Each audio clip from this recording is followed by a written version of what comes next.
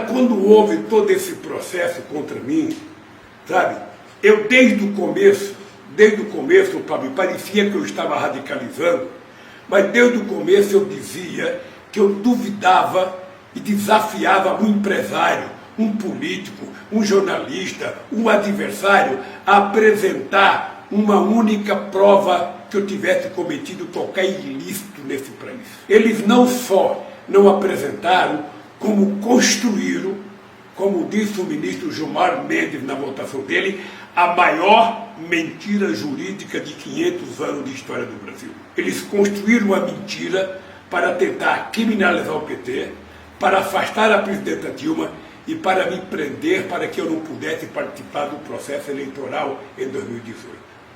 Com tudo isso que eu passei na vida, com 588 dias preso na Polícia Federal, eu poderia ter fugido, eu poderia ter pedido asilo numa embaixada. Eu não fiz isso, porque eu não queria ter uma manchete com uma fotografia minha me chamando de fugitivo. Eu queria ir para perto deles. Eu queria ir para perto da Justiça Federal de Curitiba, porque eu queria provar que o Moro era mentiroso. Eu queria provar que o Delaroy era mentiroso. E eu tive toda a paciência do mundo.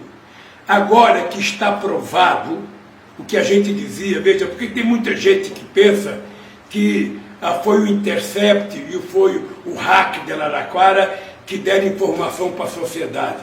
Ô Pablo, se você pegar a minha defesa, se você pegar a peça construída pelos meus advogados desde 2016, você vai perceber que tudo que está saindo na imprensa agora já estava na minha defesa. Por isso é que o Gilmar ficou nervoso com o ministro Cássio, que estava falando em provas ilícitas, para provar que o que ele estava falando era peça que estava no meu processo, nos autos do meu processo. A gente já dizia tudo isso em 2016, portanto não é agora que a gente está utilizando as peças do hacker, e a gente não está utilizando provas ilícitas, aquelas provas foi periciada pela Polícia Federal e liberada para os meus advogados. Então, eu hoje me sinto mais tranquilo com a decisão do Fachin, me sinto mais tranquilo com a decisão da segunda turma da Suprema Corte Brasileira. Mas não estou com raiva. Não estou com raiva porque eu acho que quem ganhou não fui eu.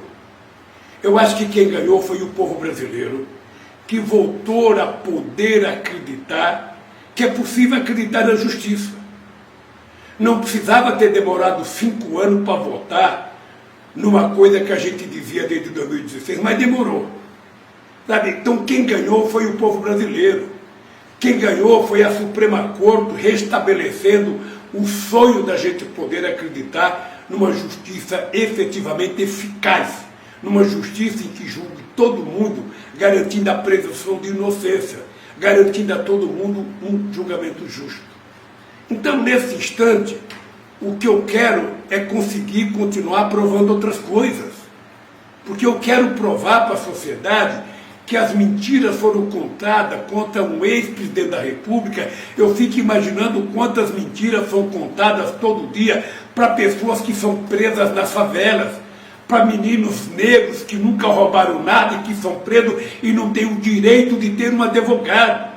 Eu quero que esses jovens continuem acreditando que é possível ter justiça, que é possível que a justiça seja justa para eles. Ninguém deveria ser preso sem passar pela mão de um juiz. E eu disse ao Moro, não sei se você está lembrado, no meu primeiro depoimento eu disse ao Moro: vocês estão condenados a me condenarem porque deixaram a mentira ir longe demais. E qual é o problema, Pablo?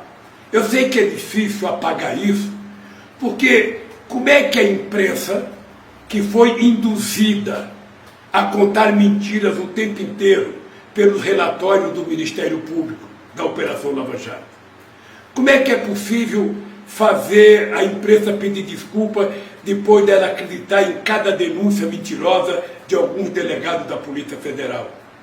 Como é possível fazer a imprensa mudar de posição depois de ela ser induzida, sabe, durante tanto tempo a mentir para a sociedade?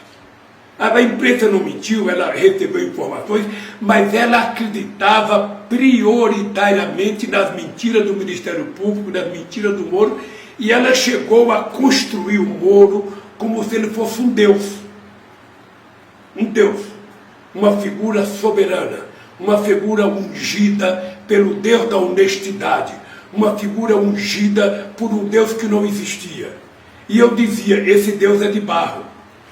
E uma hora, sabe aquelas casas do Nordeste, que é feita de barro e quando começa a chover, a chuva vai molhando a parede e a casa vai ficando, vai desmontando. Ou seja, o Deus de barro está desmontado para o bem da sociedade brasileira. Para o bem. Eu sei que é difícil as pessoas compreenderem. Eu sei que é difícil muitos jornalistas que me chamavam de ladrão e chamavam o Moro de Deus. Eu sei que é difícil pedir desculpa. A palavra desculpa é uma palavra simples, mas para utilizá-la as pessoas têm que ter grandeza. E nem todo mundo que acusou tem a grandeza de pedir desculpa. Tenha paciência, sabe, de uma pessoa que agradece a Deus todo dia ter chegado onde eu cheguei. Eu tenho paciência que a justiça volta a funcionar para garantir a todos o direito de julgamento justo, e eu vou continuar a minha vida. Eu vou continuar brigando para tentar mostrar todas as calúnias que foram feitas, aos prejuízos que a economia brasileira teve nesse período de loucura coletiva. Loucura coletiva porque era todos os jornais escritos, todos os jornais falados, todas as revistas, eram todo santo dia. Era horas e horas e horas de divulgação da imagem poluta do Moro, da imagem poluta do Dallagnol. Ou seja, isso já aconteceu em outros momentos da história da humanidade.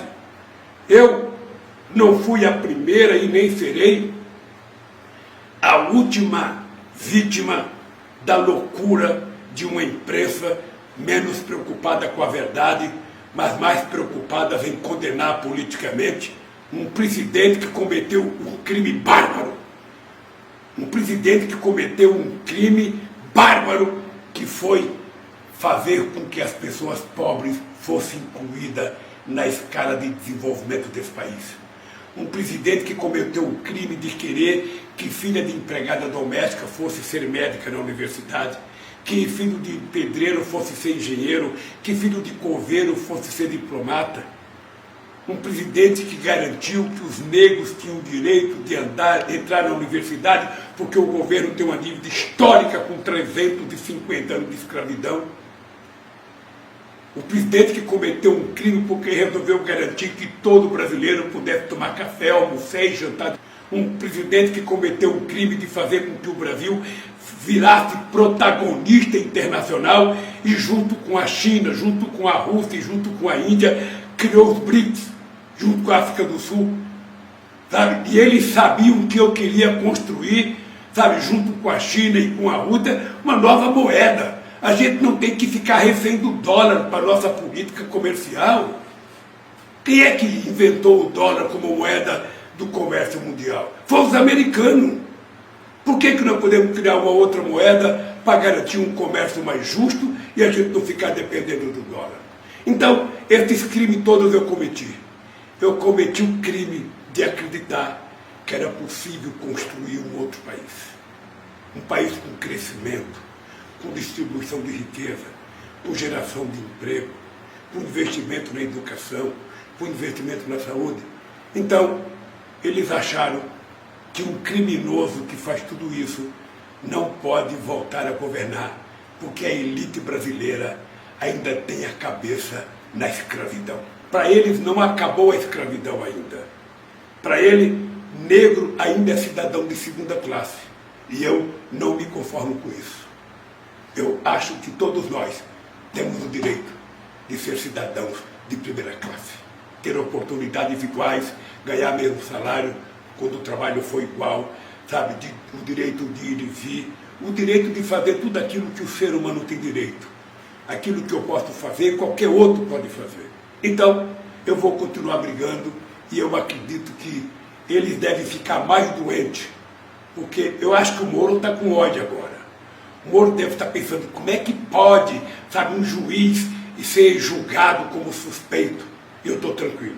Quando eu estava preso, eu dizia, eu tenho certeza que eu durmo mais tranquilo do que o Moro, porque eu sei que eu sou inocente e ele sabe que ele é culpado. E as coisas estão aparecendo e eu acho que a justiça está de parabéns se continuar agindo e se fazendo respeitar pela sociedade brasileira. Então eu não quero vingança, não tenho ódio, eu tenho menos tempo de vida do que eu já vivi e eu quero dedicar esse pouco tempo de vida que eu tenho a fazer com que o meu povo possa melhorar, que o país possa melhorar e que as relações internacionais do Brasil possam ficar mais sólidas como era no nosso governo, no governo do PT.